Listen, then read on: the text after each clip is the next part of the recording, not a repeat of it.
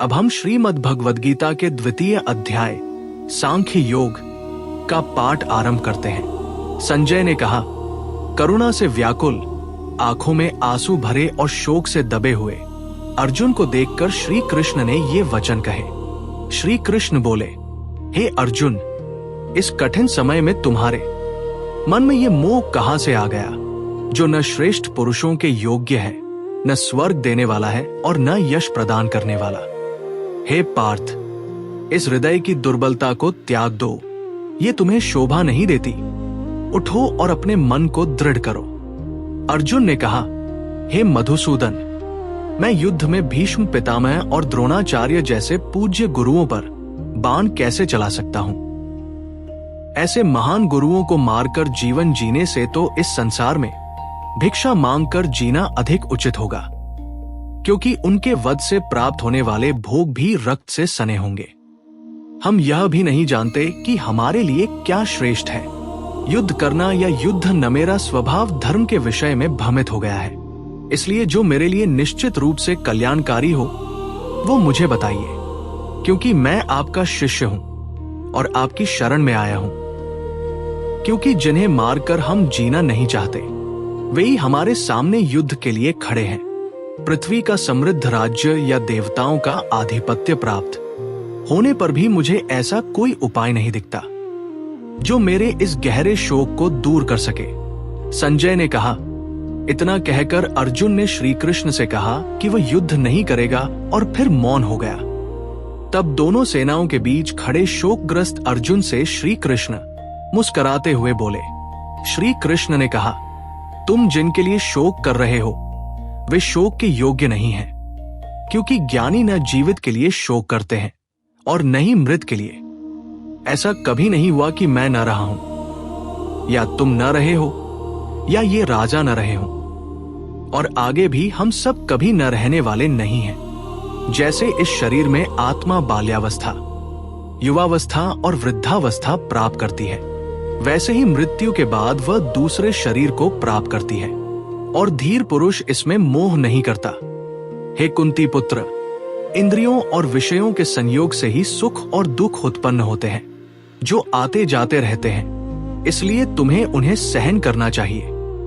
हे पुरुष श्रेष्ठ, जो व्यक्ति सुख और दुख में समान रहता है वही अमरत्व के योग्य होता है। असत्य का कोई स्थायी अस्तित्व नहीं होता और सत्य का कभी अभाव नहीं होता, ऐसा तत्वदर्शियों ने निष्कर्ष निकाला है। ये जान लो कि जिससे ये संपूर्ण जगत व्याप्त है वो अविनाशी है और उस आत्मा को नष्ट करने में कोई भी समर्थ नहीं है। ये शरीर नाशवान है, पर उनमें रहने वाली आत्मा अविनाशी, अनंत और अप्रमेय है। इसलिए हे भारत, युद्ध करो। जो आत्मा को मारने वाला समझता है और जो इसे मरा हुआ मानता है, वे दोनों ही सत्य को नहीं जानते, क्योंकि आत्मा न मारती है और न मारी जाती है। आत्मा न कभी जन्म लेती है, न मरती है, न उत्पन्न होती है और न नष्ट होती है, क्योंकि वह अजन्मा, नित्य, शाश्वत और पुरातन है। जो ये जानता है कि आत्मा अविनाशी और अपरिवर्तनीय है, वो किसी को कैसे मरवा सकता है या स्वयं कैसे मरेगा।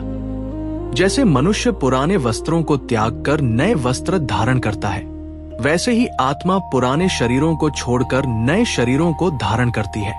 इस आत्मा को न शस्त्र काट सकते हैं, न अग्नि जला सकती है, न जल भिगो सकता है और न वायु सुखा सकती है। इसे अव्यक्त, अचिंत्य और अपरिवर्तनीय कहा गया है, इसलिए इसे जानकर तुम्हें शोक नहीं करना चाहिए।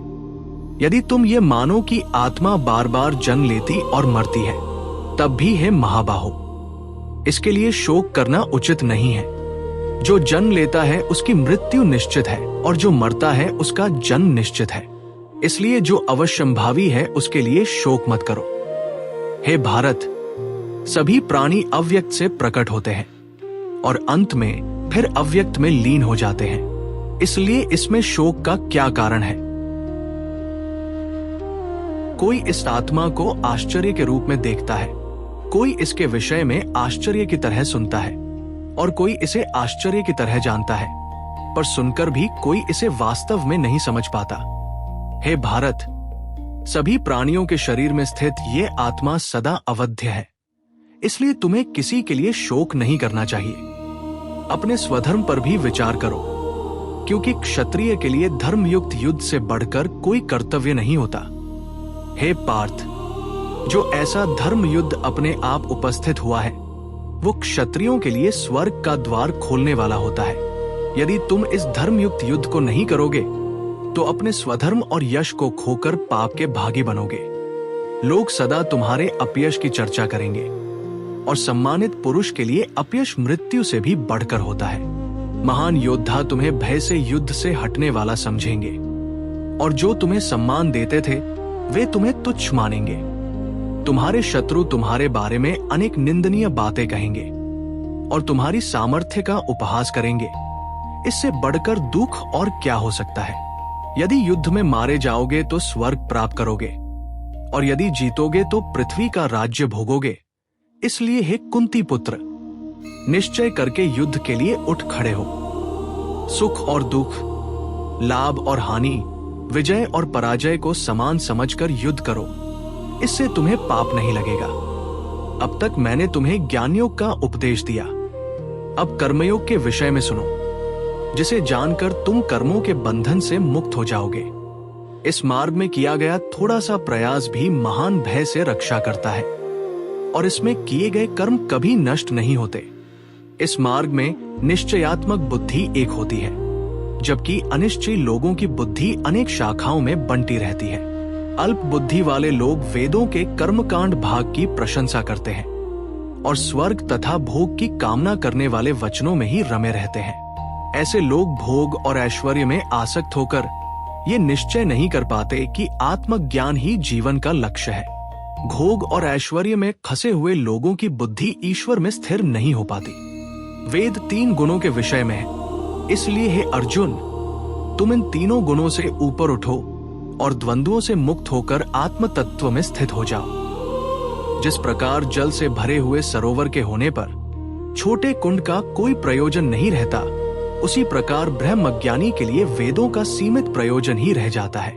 तुम्हारा अधिकार केवल कर्म करने में है, फल पर कभी नहीं। इसलिए ना तो कर्मफल का कारण बनो और न ही अकर्म में आसक्त हो।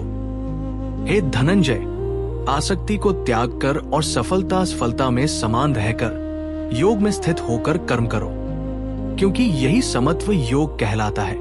निश्चय ही सकाम कर्म बुद्धि योग से बहुत नीचे है।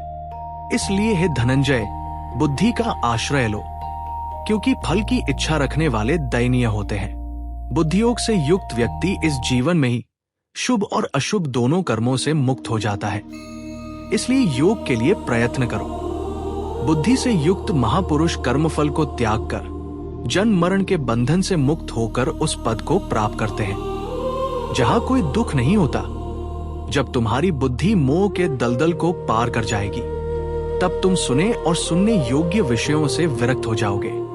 जब तुम्हारी बुद्धि वेदों के शब्दजाल से विचलित न होकर आत्मा में स्थिर हो जाएगी, तब तुम योग को प्राप्त हो जाओगे। अर्जुन ने कहा, हे केशव, स्थित प्रज्ञ पुरुष का क्या लक्षण है? वह कैसे बोलता है, कैसे बैठता है और कैसे चलता है? श्री कृष्ण बोले, हे पार्थ, जो मनुष्य मन में उत्पन्न होने वाली सभी कामनाओं को त्याग कर आत्मा में ही संतुष्ट रहता है, वही स्थित प्रज्ञ कहलाता है। जो दुखों में उद्विग्न नहीं होता, सुखों की इच्छा नहीं करता और जिसके भीतर राग, भय और क्रोध नहीं है, वही स्थिर बुद्धि वाला मुनि है। जो सर्वत्र आसक्ति से रहित रहता है, न शुभ पाकर हर्षित होता है और न अशुभ पाकर द्वेष करता है, उसकी बुद्धि स्थिर होती है। जिस प्रकार कछुआ अपने अंगों को समेट लेता है, उसी प्रकार जो मनुष्य इंद्रियों को विषयों से हटा लेता है, उसकी बुद्धि स्थिर हो जाती है। विषयों से विरक्ति तो हो जाती है, पर रस बना रहता है, किंतु परम तत्व के दर्शन से वो रस भी समाप्त हो जाता है। हे कुंती पुत्र, इंद्रिया बलवान होती है और विवेकशील मनुष्य के मन को भी बलपूर्वक हर लेती है। जो इंद्रियों को वश में करके मन को मुझ में स्थिर कर देता है, उसी की बुद्धि पूर्ण रूप से स्थिर होती है। विषयों का चिंतन करने से आसक्ति उत्पन्न होती है, आसक्ति से कामना, कामना से क्रोध उत्पन्न होता है, क्रोध से मोह, मोह से स्मृति भ्रम और स्मृति भ्रम से बुद्धि का नाश होता है और बुद्धि के नाश से मनुष्य का पतन हो जाता है। परंतु जो मनुष्य राग द्वेष से मुक्त होकर इंद्रियों द्वारा विषयों का सेवन करता है वो शांति को प्राप्त होता है। शांति प्राप्त होने पर उसके सभी दुख नष्ट हो जाते हैं और शांत चित्त वाले मनुष्य की बुद्धि शीघ्र स्थिर हो जाती है। असंयमित मनुष्य के पास न बुद्धि होती है न भावना, और जिसके पास शांति नहीं होती उसे सुख कैसे मिल सकता है। जिस प्रकार तेज हवा में नौका भटक जाती है उसी प्रकार इंद्रियों के पीछे भागने वाली बुद्धि मनुष्य को भटका देती है। इसलिए हे महाबाहो, जिसकी इंद्रियां विषयों से पूर्णतः वश में है उसी की बुद्धि स्थिर होती है। जो सब प्राणियों के लिए रात्रि है उसमें संयमी पुरुष जागता है, और जिसमें सब प्राणी जागते हैं वो आत्म संयमी के लिए रात्रि के समान है। जिस प्रकार नदियां समुद्र में समा जाती है पर समुद्र विचलित नहीं होता, उसी प्रकार इच्छाएं जिस पुरुष में प्रवेश करती हैं और वो विचलित नहीं होता, वही शांति को प्राप्त करता है। जो मनुष्य सभी कामनाओं को त्याग कर ममता और अहंकार से रहित होकर चलता है वही शांति को प्राप्त होता है। हे पार्थ, यही ब्राह्मी स्थिति है। इसे प्राप्त करके मनुष्य मोह को नहीं पाता और जीवन के अंत में इस स्थिति में स्थित होकर ब्रह्म निर्वाण को प्राप्त होता है। इस प्रकार श्रीमद् भगवद गीता के उपनिषद स्वरूप ब्रह्म विद्या तथा योग शास्त्र में सांख्य योग नामक द्वितीय अध्याय की समाप्ति होती है। इस अध्याय में श्री कृष्ण ने अर्जुन को यह स्पष्ट किया कि आत्मा नित्य, अविनाशी और शाश्वत है, जबकि शरीर नाशवान है।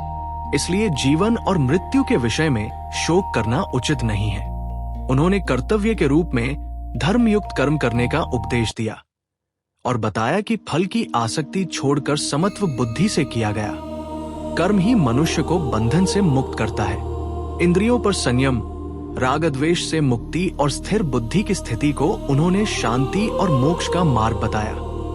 इस प्रकार ये अध्याय ज्ञान, कर्म और संयम इन तीनों के संतुलन द्वारा जीवन को सही दिशा देने का आधार प्रस्तुत करता है।